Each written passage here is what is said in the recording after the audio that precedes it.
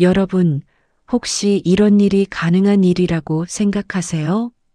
분명히 돌아가셨다는 연락을 받은 시어머니에게서 어느 날 갑자기 병원 전화가 걸려온다면요. 사망 처리된 사람이 살아 있었습니다. 그것도 아무도 찾지 않는 외딴 산속 요양원에 의식도 없이 홀로 누워 계셨어요. 가족들은 알고 있었을까요? 아니면 정말 몰랐던 걸까요? 그리고 왜 하필 저에게 전화가 온 걸까요? 오늘 이야기는 제가 그 진실을 끝까지 추적한 기록입니다.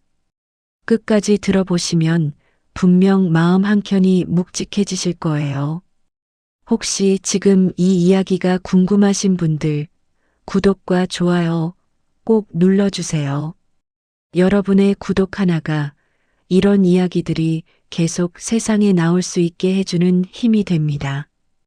그럼 시작하겠습니다. 그날 오후의 일은 지금도 생각하면 가슴 한켠이 서늘해집니다. 저는 오후 2시쯤 부엌에서 저녁 준비를 하고 있었어요. 창밖으로 늦가을 햇살이 길게 드리워지던 평범한 오후였습니다. 양파를 썰던 손을 멈추게 만든 건 낯선 번호로 걸려온 전화 한 통이었어요.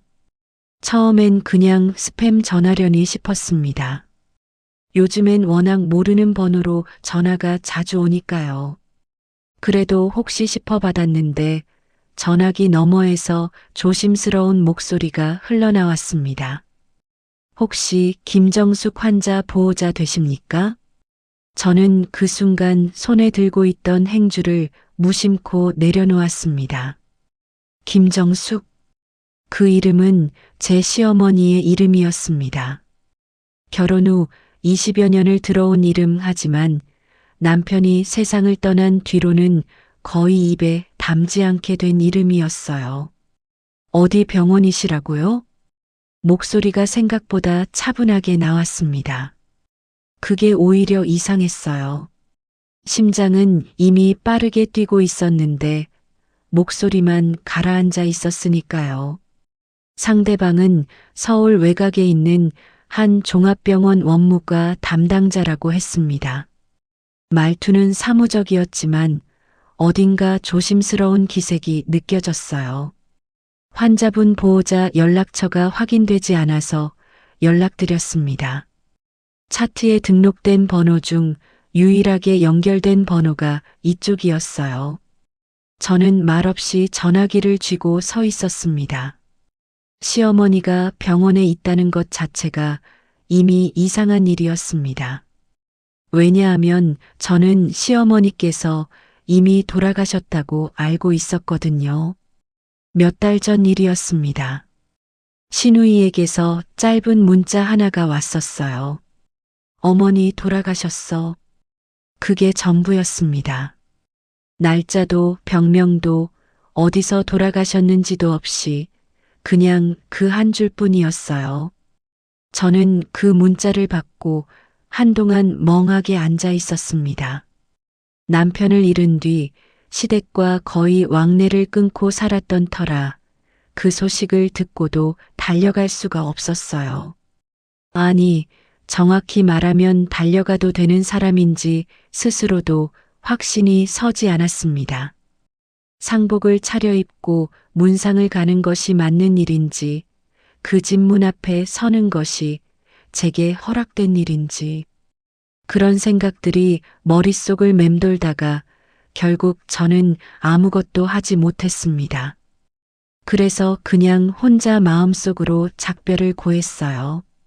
그게 저로서는 최선이었습니다. 그런데 지금 병원에서 전화가 온 것이었어요. 환자분은 현재 의식이 없는 상태입니다. 그 말을 듣는 순간 뭔가가 심하게 어긋나는 소리가 들리는 것 같았습니다. 현실이 뒤틀리는 것 같은 느낌이라고 하면 조금 과한 표현일까요? 하지만 그게 가장 가까운 표현이에요. 사망 처리된 사람이 지금 병원에 의식 없이 누워 있다는 것이었습니다. 보호자분이 방문해 주셔야 할 것 같습니다. 현재 보호자가 아무도 확인되지 않고 있어서요. 저는 조용히 물었습니다. 입원하신 지 얼마나 됐나요? 담당자는 잠깐 망설이다가 대답했습니다. 차트상으로는 석 달이 조금 넘었습니다. 석 달. 저는 그 숫자를 머릿속에서 되새겼습니다. 신우이에게 문자를 받은 게 넉 달 전쯤이었어요. 그러니까 어머니는 그때 이미 어딘가에 입원해 계셨던 겁니다. 알겠습니다. 주소 한 번만 말씀해 주시겠어요?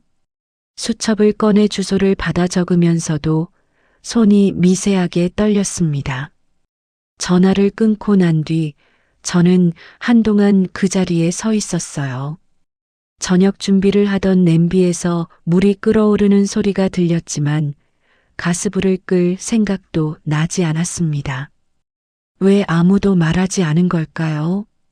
어머니가 살아계시다는 것을, 병원에 입원해 있다는 것을, 보호자가 없어 병원에서 연락처를 뒤지고 있다는 것을, 가족이 있는 사람이 왜 보호자 없이 석 달을 병원에 누워 있어야 했을까요? 그 물음이 머릿속에서 좀처럼 가라앉지 않았습니다. 저는 수첩을 접어 가방에 넣었습니다. 그리고 외투를 집어들었어요. 어디로 가야 할지는 아직 정해지지 않았지만 가만히 있을 수는 없었습니다.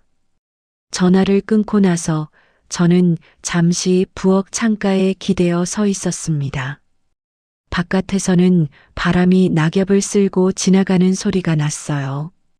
건조하고 차가운 가을 바람 소리였습니다. 안으로 들어오는 바람은 없었는데도 왠지 등이 서늘했어요. 저는 마음을 가다듬고 신우이에게 전화를 걸었습니다. 벨이 울렸습니다. 한 번, 두 번, 세 번. 왜 전화했어? 첫 마디부터 날이 서 있었어요. 반갑다는 말도 오랜만이라는 말도 없이 곧장 저렇게 물어왔습니다. 하지만 저는 그런 말투에 이미 익숙한 사람이었어요. 시집살이를 하는 내내 그 목소리의 온도를 몸으로 익혀왔으니까요. 저는 최대한 차분하게 말했습니다. 어머니 아직 요양원에 계셨던 거야? 전화기 너머에서 짧은 침묵이 흘렀습니다. 그 침묵이 불과 몇 초였겠지만 저한테는 꽤 길게 느껴졌어요. 뭔가를 재고 있는 것 같은, 어떻게 대답할지를 계산하는 것 같은 침묵이었습니다. 우리는 몰라. 그게 대답이었습니다. 병원에서 연락이 왔어. 어머니가 의식이 없으신 채로 입원해 계시다고. 저는 그렇게 말하면서도 어쩐지 목소리에 힘이 빠지는 것을 느꼈어요. 무언가를 기대하며 말하는 게 아니라, 확인을 받으려는 것도 아니라 그냥 사실을 전달하는 것이었는데도 왠지 가슴이 답답해졌습니다. 우리가 왜 알아야 하는데? 그 말은 정말 쉽게 나왔습니다. 거리낌 없이, 막힘 없이, 아무렇지도 않게, 마치 오래전부터 준비된 대답처럼요. 저는 한동안 말을 이을 수가 없었어요. 그 집에서 오래 살았습니다. 결혼 초부터 아이를 낳고 남편이 세상을 떠나기 전까지 그 집 사람들과 한 테이블에 앉아 밥을 먹었습니다. 명절마다 같이 음식을 했고 제사마다 같이 절을 올렸어요. 그 긴 시간 동안 시어머니를 함께 모셨던 사람들이 지금 어머니가 의식도 없이 병원에 누워 있다는 소식에 이렇게 말하고 있었습니다. 우리가 왜 알아야 하는데? 뭔가를 더 말하려고 했습니다. 하지만 무슨 말을 해야 할지 떠오르지 않았어요. 따지고 싶지도 않았고 설득하고 싶지도 않았습니다. 다만 그 말이 너무 쉽게 나왔다는 것이 마음 어딘가에 묵직하게 걸렸어요. 알았어. 저는 짧게 말하고 전화를 끊었습니다. 끊고 나서 한동안 전화기를 테이블 위에 올려두고 바라보았어요. 화면이 까맣게 꺼진 채로 가만히 있었습니다. 그때 문득 어떤 생각이 들었습니다. 시누이에게서 어머니가 돌아가셨다는 문자를 받은 건 넉 달 전이었어요. 하지만 오늘 병원에서는 입원한 지 석 달이 조금 넘었다고 했습니다. 그 말은 문자를 받았을 즈음 어머니는 이미 그 병원 어딘가에 입원해 있었다는 뜻이 됩니다. 돌아가셨다는 문자를 보낸 사람이 어머니가 어디 계신지 알고 있었을까요? 아니면 정말 몰랐을까요? 저는 그 답을 찾을 수 없었습니다. 하지만 한 가지는 분명했어요. 누군가는 어떤 이유에서든 어머니에 대한 이야기를 제게 정확히 알려주지 않았다는 것이었습니다. 의도적인 것인지 아니면 그냥 무관심한 것인지는 알 수 없었어요. 그런데 어느 쪽이든 그 결과는 같았습니다. 어머니는 홀로 병원에 계셨고 아무도 찾아오지 않았던 것이었습니다. 저는 자리에서 일어났습니다. 외투를 걸치고 가방을 들었어요. 병원 주소가 적힌 수첩을 꺼내 다시 한번 확인했습니다. 지금 당장 가봐야 한다는 생각이 들었습니다. 이유를 따지고 원인을 밝히는 건 나중에 해도 되는 일이었어요. 지금 이 순간 어머니가 의식 없이 누군가의 손길도 없이 그 병실에 있다는 것, 그게 먼저였습니다. 현관문을 열고 나오자 차가운 바람이 얼굴을 스쳤어요. 저는 잠깐 멈춰서서 하늘을 올려다봤습니다. 흐린 하늘이었습니다. 회색빛 구름이 낮게 깔려 있었어요. 비가 올 것 같기도 하고 그냥 이대로 어두워질 것 같기도 했습니다. 저는 걸음을 내디뎠습니다. 사실 저는 시어머니를 한동안 거의 떠올리지 않고 살았습니다. 남편이 세상을 떠난 뒤로 그 집과의 왕래를 끊었으니까요.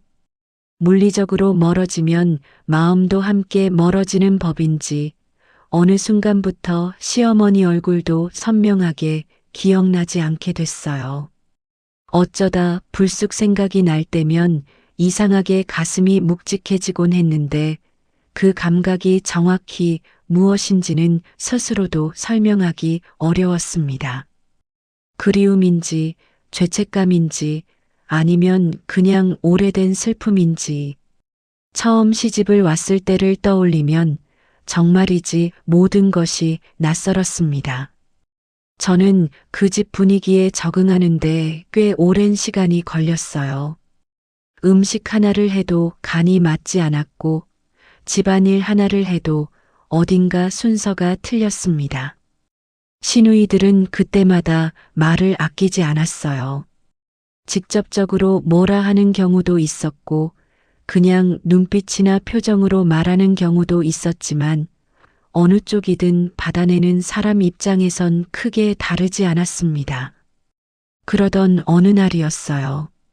제가 저녁 설거지를 하다가 그만 그릇 하나를 깨뜨렸습니다. 오래된 도자기 그릇이었는데 바닥에 떨어지는 소리가 꽤 크게 났어요.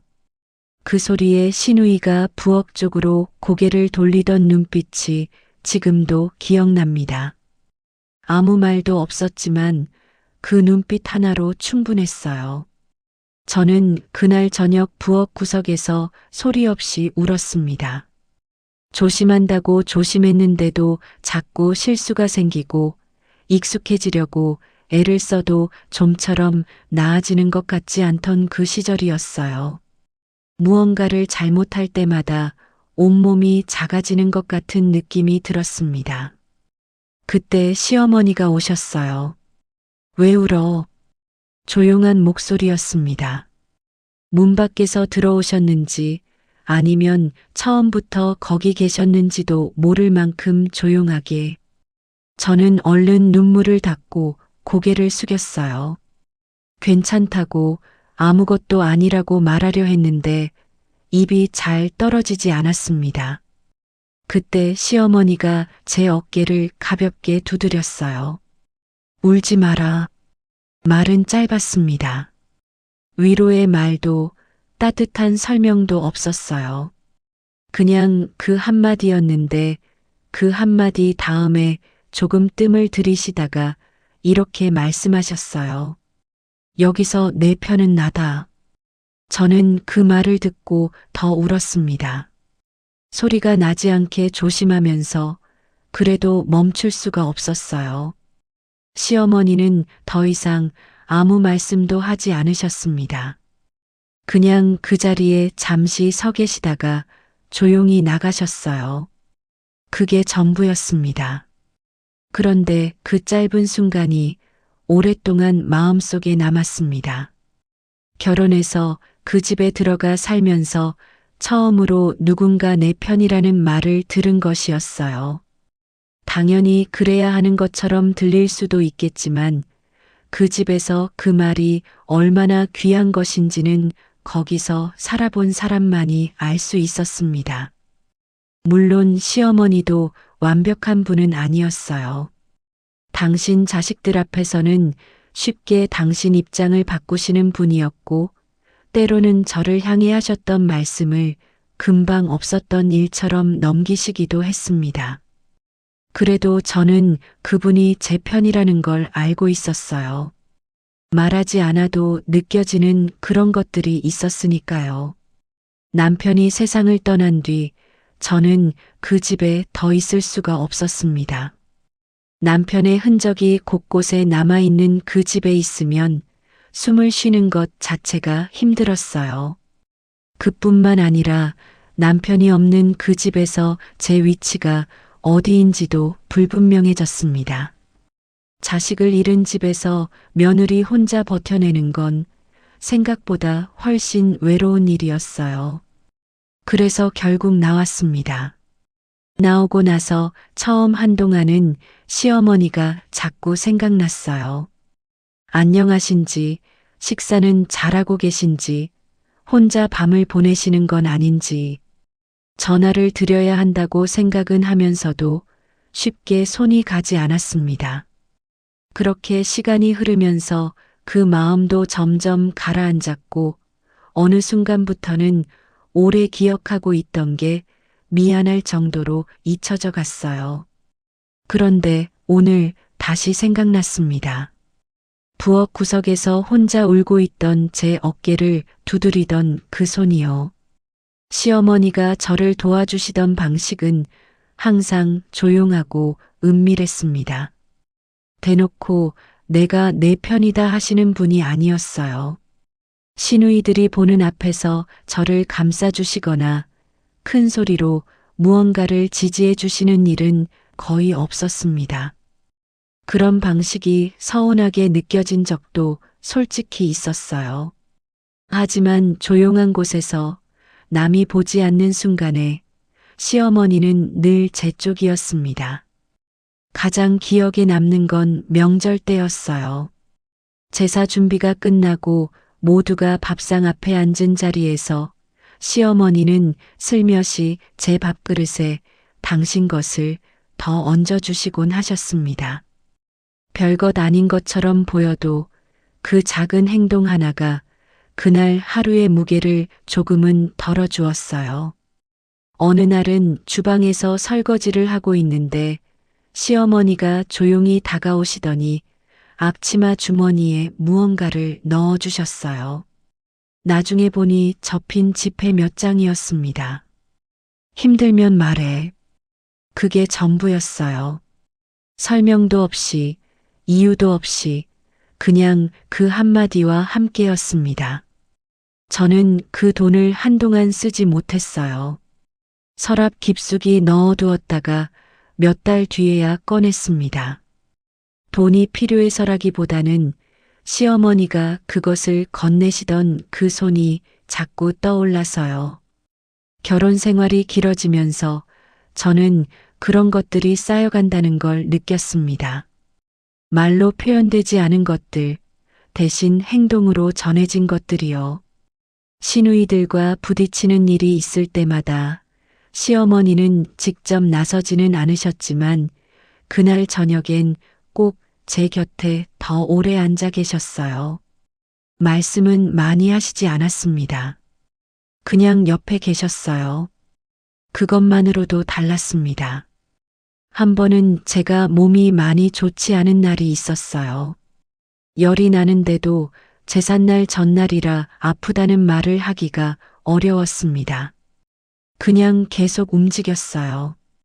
그런 저를 시어머니가 보셨는지 아무도 모르게 진통제 한 봉지를 방문 앞에 올려두셨더군요.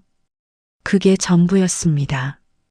쪽지도 없었고 나중에 물어보셔도 모른다고 하셨어요. 남편이 세상을 떠나고 나서야 저는 그 모든 것들이 얼마나 소중한 것이었는지 새삼 깨달았습니다. 그 집을 나오는 날 저는 짐을 싸면서 시어머니 방 앞에 오래 서 있었어요. 들어가야 할지 말아야 할지를 몰라서요. 결국 노크를 했고 문을 열었습니다. 시어머니는 창가 쪽을 바라보고 앉아 계셨어요. 저를 보시고도 아무 말씀을 하지 않으셨습니다. 저도 말이 나오지 않았어요. 갑니다, 어머니. 그 말만 겨우 했습니다. 시어머니는 고개를 조금 끄덕이셨어요. 그게 전부였습니다. 그 장면이 저한테는 마지막 작별이 됐습니다. 그 뒤로 한동안은 전화라도 드려야겠다고 생각했어요. 하지만 번번이 핑계를 만들었습니다. 바쁘다거나 지금은 때가 아닌 것 같다거나 나중에 마음이 좀 더 정리되면 드리자는 식으로요. 그러는 사이 시간이 흘렀고 시누이의 문자가 왔고 저는 어머니가 돌아가신 줄 알았습니다. 그런데 아니었습니다. 그분은 아직 살아계셨어요. 아무도 찾아오지 않는 병실에 의식도 없이 누워 계셨습니다. 그 생각을 하는 순간 가슴 어딘가가 무거워졌습니다. 저는 그 무게가 어디서 오는 건지 알고 있었어요. 말하지 못했던 것들, 가지 못했던 날들, 쥐어들이지 못했던 손들, 그 시간들이 한꺼번에 밀려오는 것 같았습니다. 저는 그날 저녁부터 병원을 찾아다니기 시작했습니다. 처음에는 전화를 해온 병원으로 가면 된다고 생각했어요. 그런데 그 병원은 응급으로 실려오신 곳이었고 이전에 어디서 어떤 경로로 오셨는지는 아무것도 기록되어 있지 않았습니다. 원무과 직원은 안타깝다는 표정으로 말했어요. 환자분이 의식이 없어서 정보를 직접 확인하기가 어렵고 신분증이나 보호자 정보도 확인이 안 되는 상태입니다. 저는 일단 가능한 것부터 해보기로 했습니다. 시어머니가 이전에 다니셨던 병원들을 하나씩 찾아가기로 했어요. 제가 기억하는 곳만 해도 두세 군데 되었습니다. 남편이 살아있을 때 같이 모시고 갔던 정형외과 한 번은 시누이 차를 타고 갔다가 저도 따라 들어갔던 내과 그리고 한 번쯤 이름을 들은 것 같은 요양 전문 병원. 다음 날 아침 일찍 길을 나섰습니다. 정형외과는 진작에 폐업을 했더군요. 간판이 내려가고 다른 가게가 들어서 있었어요. 내과는 아직 있었는데 담당 의사가 바뀌어 있었고 이전 기록을 조회하는데 개인정보 문제가 있다고 했습니다. 죄송합니다만 본인이나 직계 가족이 아니면 정보를 드리기 어렵습니다. 접수 창구에서 그 말을 3번쯤 들었을 때 저는 잠시 멈춰 섰습니다. 며느리는 직계 가족이 아닌 것이었어요. 적어도 그 창구 앞에서는요. 그렇다고 포기할 수는 없었습니다. 저는 방향을 바꾸기로 했어요. 시어머니를 예전에 돌봐드렸던 간병인을 찾아보기로 했습니다. 남편이 아프기 시작하면서 시어머니를 전담으로 돌봐주던 분이 있었는데 이름이 박 씨였어요. 성만 알고 이름은 기억이 나지 않았습니다. 사람을 수소문하는 건 생각보다 오래 걸렸어요. 예전에 시어머니와 같은 아파트에 살던 이웃에게 연락을 해봤습니다. 처음엔 연락이 닿지 않았고 두 번째 시도에서 겨우 연결이 됐어요. 박 씨요? 그분이 나중에 다른 집에 가셨다고 하던데 저도 자세히는 모르고요. 혹시 요양봉사센터 쪽에 알아보시는 게 나을 것 같아요. 저는 그 말을 단서 삼아 지역 요양봉사센터에 전화를 돌렸습니다. 한 군데도 두 군데도 아니었어요. 6번째 전화를 한 날 밤 드디어 연락이 왔습니다. 모르는 번호였는데 전화를 받자마자 조심스러운 목소리가 들렸어요. 저 박금순인데요. 예전에 어머님 모셨던 사람이에요. 저는 반사적으로 일어섰습니다. 기억하시는군요. 네, 어떻게 연락을 주셨는지. 어머니 지금 어디 계신지 혹시 아세요? 짧은 침묵이 흘렀어요. 사실 저도 한 가지 들은 게 있어서요. 확실하지는 않은데. 말씀해 주세요. 제가 마지막으로 어머니를 모신 곳이 원래 있던 요양원이 아니었어요. 다른 데로 옮기셨는데 그쪽이 꽤 외진 곳이었습니다. 산 쪽으로 가는 길목에 있던 작은 데였어요. 저는 수첩을 꺼내 들었습니다. 이름을 혹시 기억하세요? 산골 요양원이라고 했어요. 정식 이름인지는 모르겠는데 거기 사람들이 그렇게 불렀습니다. 통화를 마친 뒤 저는 곧장 검색을 해봤어요. 같은 이름의 시설이 몇 가지 나왔는데 그중 위치와 설명이 맞는 곳이 하나 있었습니다. 지도를 열어봤더니 시내에서 1시간 넘게 걸리는 거리였어요. 차로 가도 산길을 꽤 오래 달려야 했습니다. 저는 내일 아침 일찍 출발하기로 했습니다. 잠은 오지 않았어요. 불을 끄고 누웠지만 천장만 바라보다가 결국 새벽에 일어나 다시 지도를 들여다봤습니다. 그 외진 곳에 어머니가 계셨던 것이었어요. 아무도 찾지 않는 곳에. 다음 날 아침 저는 해가 채 뜨기도 전에 집을 나섰습니다. 전날 밤 잠을 거의 못 잔 탓에 눈이 뻑뻑했지만 그런 게 느껴질 겨를이 없었어요. 세수를 하고 가장 편한 신발을 신고 지갑과 수첩만 챙겨 현관을 나섰습니다. 아직 어둠이 완전히 걷히지 않은 시간이었어요. 차에 타서 내비게이션을 켰습니다. 박금순 씨가 말해준 이름 산골 요양원. 그 이름으로 검색했더니 제대로 된 주소가 나오지 않았어요. 지도에 등록되어 있기는 했지만 상세 주소가 없이 지역 이름만 적혀 있었습니다. 리뷰도 없었고 전화번호도 하나만 달려 있었어요. 일단 큰 방향만 잡고 출발했습니다. 처음 1시간은 고속도로를 달렸어요. 그 시간만큼은 익숙한 도로였기 때문에 그나마 마음이 좀 안정됐습니다. 문제는 고속도로를 빠져나오면서부터였어요. 내비게이션은 저를 점점 좁은 길로 안내했습니다. 왕복 2차선이 1차선으로 줄어들더니 어느 순간부터는 가드레일도 없는 산길이 시작됐어요. 양옆으로 나무들이 빽빽하게 서 있었고 도로 위에는 낙엽이 그대로 쌓여 있었습니다. 쓸지 않은 것인지 쓸 사람이 없는 것인지. 중간에 마을이 하나 나왔습니다. 작은 마을이었어요. 이른 아침이라 사람이 보이지 않았습니다.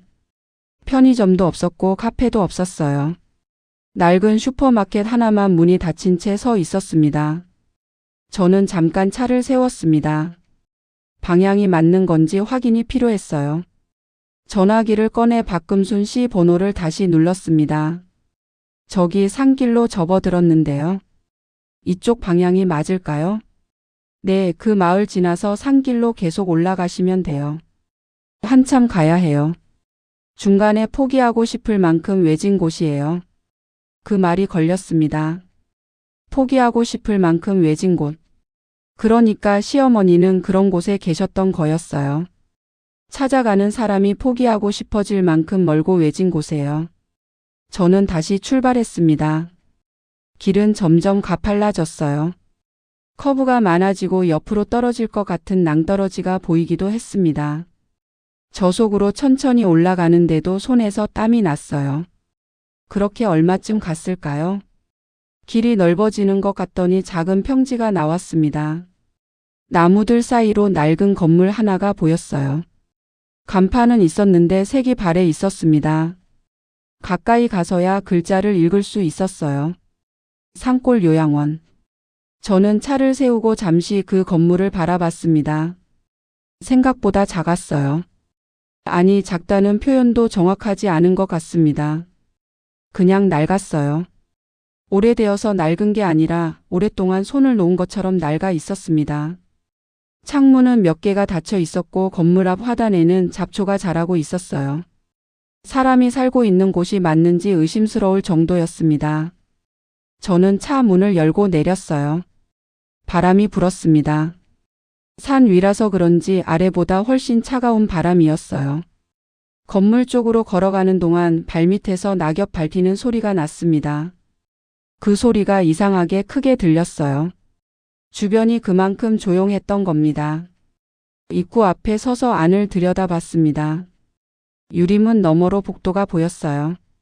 형광등 하나가 켜져 있었고 복도 끝에 의자가 하나 있었습니다. 사람은 보이지 않았어요. 문을 밀었더니 열렸습니다. 안으로 들어서자 냄새가 먼저 느껴졌습니다. 오래된 건물 특유의 냄새, 소독약 냄새, 그리고 그 아래에 깔린 무언가 습하고 무거운 냄새였어요. 복도는 생각보다 길었습니다. 천장에는 형광등이 일정한 간격으로 달려 있었는데 몇 개는 꺼져 있거나 깜빡이고 있었어요. 발소리를 낮춰 걸었습니다. 특별히 그래야 할 이유는 없었는데 그냥 그렇게 됐어요. 이 공간에서 큰 소리를 내는 것이 어울리지 않는다는 느낌이 들었습니다. 복도 양편으로 문들이 늘어서 있었어요. 모두 닫혀 있었습니다.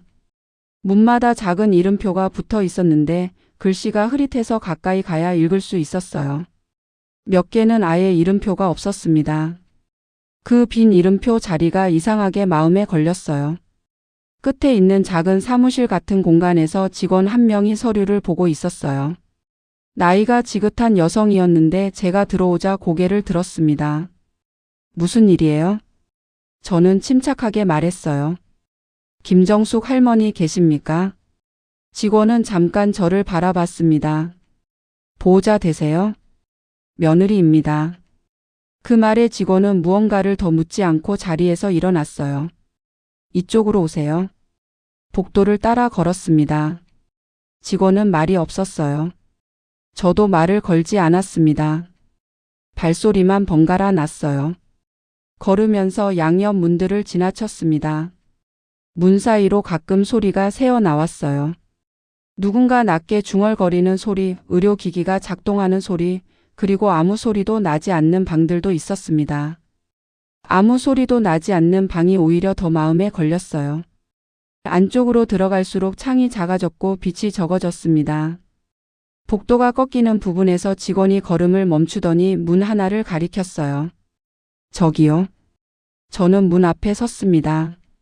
잠깐 멈췄어요. 심호흡을 한 번 했습니다. 그리고 문을 열었어요. 방 안은 좁았습니다. 창문이 하나 있었는데 커튼이 쳐져 있어서 빛이 거의 들어오지 않았어요. 침대가 2개 있었는데 하나는 비어 있었고 다른 하나에 사람이 누워 있었습니다. 저는 천천히 걸어 들어갔어요. 침대 가까이 다가갔을 때 저는 무의식적으로 발걸음이 느려지는 것을 느꼈습니다.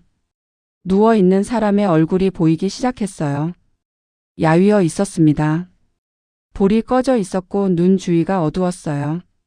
머리카락은 회색빛이었고 이불이 가슴 위까지 덮여 있었습니다. 손이 이불 위에 놓여 있었는데 예전보다 훨씬 가늘어 보였어요. 그 손을 보는 순간 저는 발이 바닥에 붙어버리는 것 같았습니다. 예전에 제 주머니에 돈을 넣어주던 손, 부엌에서 제 어깨를 두드리던 손, 그리고 제가 그 집을 나서던 날 무릎 위에 얹혀 있던 손이었습니다. 그 손이 이렇게 작아져 이불 위에 놓여 있었어요. 저는 그 자리에서 멈춰 섰습니다. 그 사람은 제 시어머니였습니다.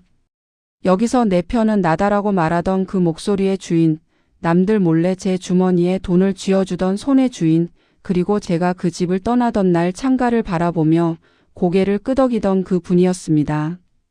어떻게 이런 곳에 계신 건지, 언제부터 이 좁은 방에서 이 닫힌 커튼 아래서 누워 계신 건지, 그 생각들이 한꺼번에 밀려들었지만 저는 아무 말도 할 수가 없었어요.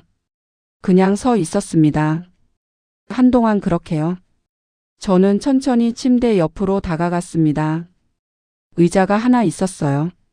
침대 바로 옆에 놓인 등받이 없는 낡은 의자였습니다. 저는 그 의자에 앉지 않고 일단 그냥 서서 시어머니 얼굴을 내려다봤어요. 숨은 쉬고 계셨습니다. 가슴이 아주 천천히 미세하게 오르내리는 것이 보였어요. 그 움직임이 없었다면 그냥 누워서 주무시는 것과 다를 게 없어 보였을 것 같습니다. 저는 조심스럽게 손을 뻗었어요. 이불 위에 올려진 어머니의 손을 살짝 감쌌습니다. 손이 차가웠어요. 예전에 제 어깨를 두드리던 그 손이 이렇게 차가울 수가 있나 싶었습니다. 작고 가늘어진 손이었어요. 어머니. 목소리가 떨렸습니다. 저도 모르게 나온 말이었어요. 의도한 게 아니었는데 그 말이 그냥 나왔습니다. 아무 반응도 없었어요.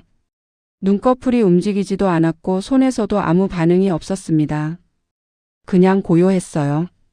방 안이 너무 조용해서 어머니의 숨소리가 작게 들릴 정도였습니다. 저는 그 자리에서 무너질 것 같은 느낌을 받았어요.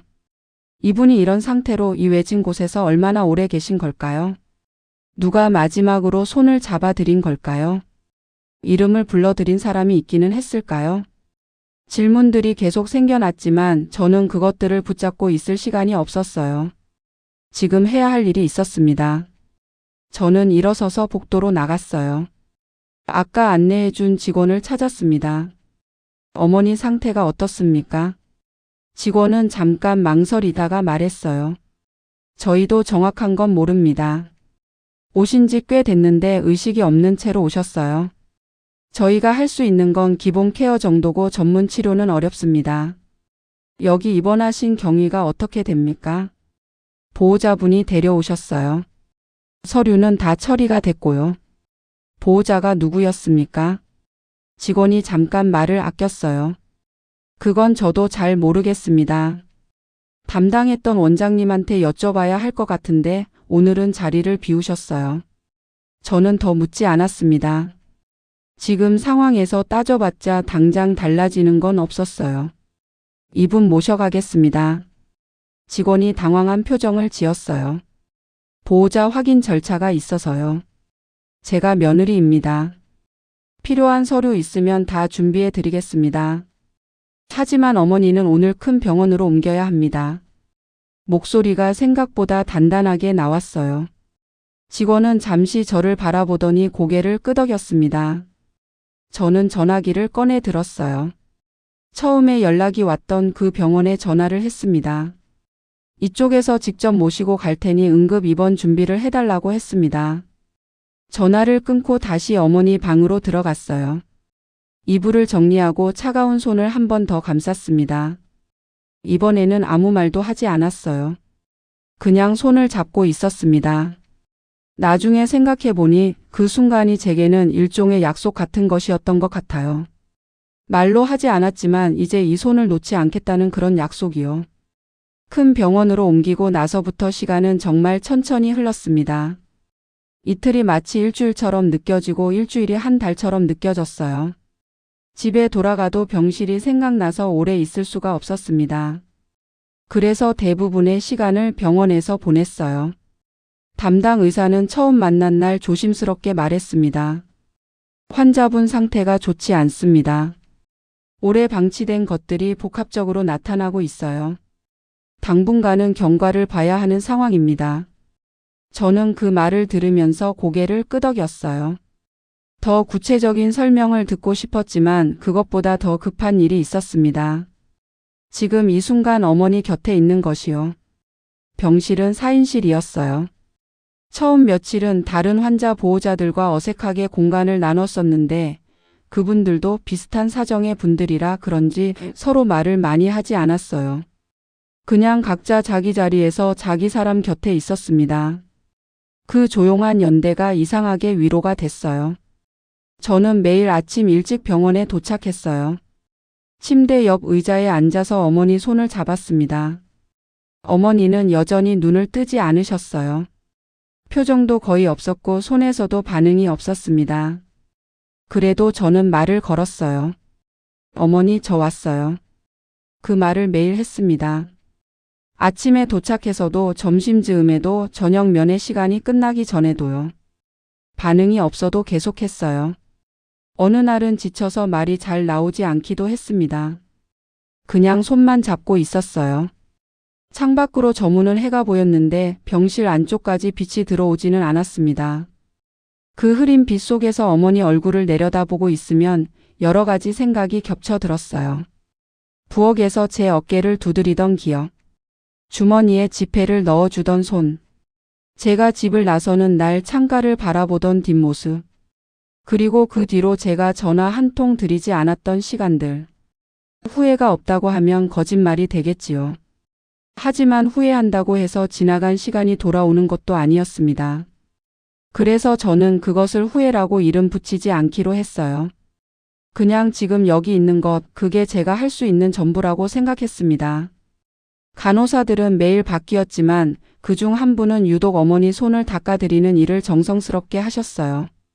제가 그 모습을 보고 있으면 고맙다는 말이 목구멍까지 올라오다가 그냥 삼켜지곤 했습니다. 말로 하기엔 너무 작은 것 같고 그렇다고 그냥 넘기기엔 너무 큰 것 같았어요. 그 시간들이 쌓이는 동안 저는 어머니 얼굴을 매일 들여다봤습니다. 처음보다 혈색이 조금 돌아오는 것 같다는 느낌이 들기도 했어요. 그게 실제인지 보고 싶어서 그렇게 보이는 건지는 알 수 없었습니다. 그래도 저는 매일 그렇게 들여다봤어요. 변화를 기다리는 것이 아니라 그냥 옆에 있는다는 것 자체가 목적이 된 것 같았습니다. 3주쯤 지났을 무렵 담당 의사가 조심스럽게 말했어요. 수치가 조금씩 나아지고 있습니다. 완전히 안심할 수는 없지만 지금 추이는 나쁘지 않아요. 저는 그 말을 듣고도 크게 표정이 변하지 않았습니다. 다행이라는 생각은 들었어요. 하지만 어딘가에서 아직 긴장이 풀리지 않는다는 것도 느꼈습니다. 그래서 다음 날도 똑같이 병원에 갔어요. 어머니, 저 왔어요. 그 말을 또 했습니다. 반응이 없어도 들리지 않을 것 같아도 그 말은 매일 했습니다. 왜냐하면 그 말을 하는 동안만큼은 어머니가 이 방 안에, 이 시간 안에 저와 같이 있는 것 같은 기분이 들었거든요.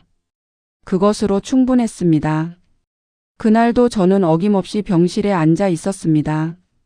오후가 한창인 시간이었어요. 병실 창으로 햇빛이 들어오고 있었는데 겨울 햇살이라 따뜻하다기보다는 그냥 밝은 빛이었습니다. 저는 책을 펼쳐 들었다가 몇 줄 읽지 못하고 다시 덮었어요. 집중이 되지 않았습니다. 어머니 손을 잡고 그냥 앉아 있었습니다. 며칠 전부터 손이 조금 따뜻해진 것 같다는 생각이 들었어요. 처음 산골 요양원에서 잡았을 때 그 차갑던 손이 아니었습니다. 의사는 혈액순환이 좋아지고 있다고 했어요. 수치도 조금씩 오르고 있다고요. 그래도 눈은 여전히 감겨 있었습니다. 저는 창밖을 바라보다가 다시 어머니 얼굴을 내려다봤어요. 어머니, 오늘은 햇살이 좀 있어요. 따뜻하진 않지만요. 이제 겨울이 깊어지고 있나 봐요.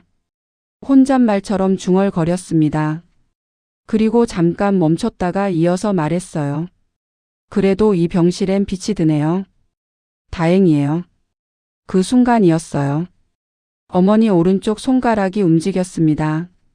아주 미세한 움직임이었어요. 처음에는 제 착각인 줄 알았습니다. 그래서 숨을 죽이고 바라봤어요. 또 움직였습니다. 이번에는 확실했어요. 저는 손에 힘을 살짝 주었습니다. 어머니 손을 조금 더 꼭 쥐었어요. 그러자 어머니 손가락이 천천히, 정말 천천히 제 손을 감쌌습니다. 저는 숨이 멈추는 것 같았어요. 병실 안이 갑자기 조용해진 것 같았습니다. 옆 침대에서 들리던 소리도 복도에서 오가는 발소리도 그 순간만큼은 아무것도 들리지 않았어요. 어머니 손가락이 제 손을 감싸는 그 감각만 느껴졌습니다. 그 다음 일은 천천히 일어났습니다.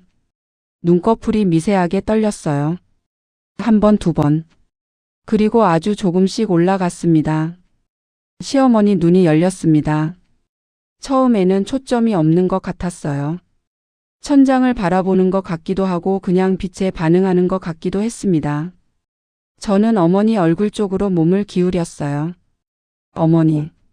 그 목소리에 어머니 눈동자가 아주 느리게 움직였습니다. 그리고 저를 향했어요. 저는 그 눈과 눈이 마주친 순간 말이 나오지 않았습니다. 얼마나 오래 바라봤을까요? 몇 초였는지 아니면 그보다 더 짧았는지 기억나지 않아요. 다만 그 눈빛이 어머니라는 것을 저는 바로 알 수 있었습니다. 긴 시간이 지나도 어떤 눈빛은 변하지 않는 것 같아요. 그 눈 주위에 주름이 아주 조금 잡히더니 낮고 작은 소리가 들렸습니다. 너 왔구나. 그 말을 듣는 순간 눈물이 흘렀어요. 소리를 내지 않으려고 했는데 입술이 떨렸습니다. 한동안 아무 말도 하지 못하고 잡은 손을 그냥 꼭 쥐고 있었어요.